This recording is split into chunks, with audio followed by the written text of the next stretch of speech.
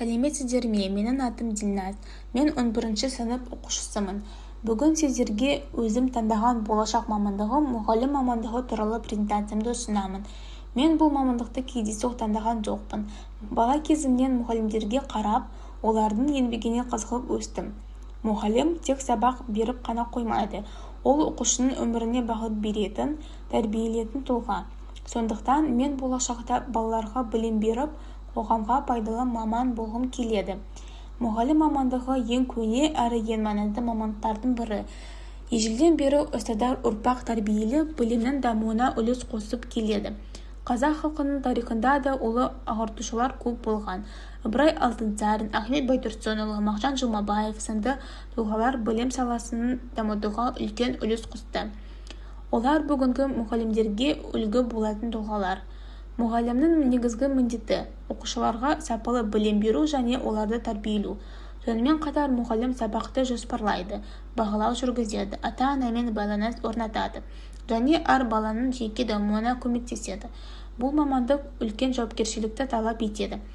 Жақсы мұғалім болу үшін адамда бірнеше маңызды қасиеттер болу керек. Олар сабырлылық, мейірімділік, жауапкершілік және әділдік.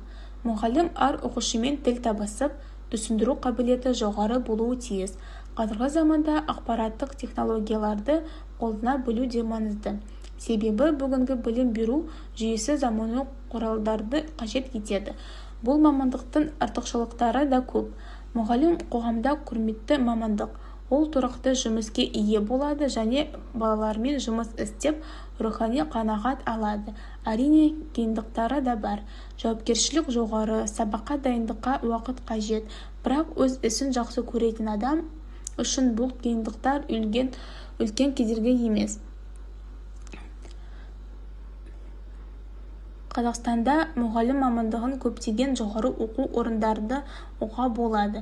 Мысалы, Абай атындағы Қазақ ұлттық педагогикалық университеті, Еуразия ұлттық университеті және басқа педагогикалық институттар болашақ мұғалімдерді дайындайды. Оқуды аяқтаған кейін мектепте, балабақшада, колледжде, университетте немесе оқу орталықтарында жұмыс істеуге болады. Қазіргі таңда мұғалімдерге сұраныс өте жоғары.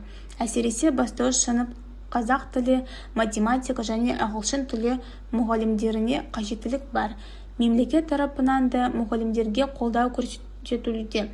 Бұл осы мамандықтың болашағы бар екенін көрсетеді. Қорытай келе, мұғалім болашақ ұрпақты тәрбиелейтін ең маңызды мамандықтардың бірі.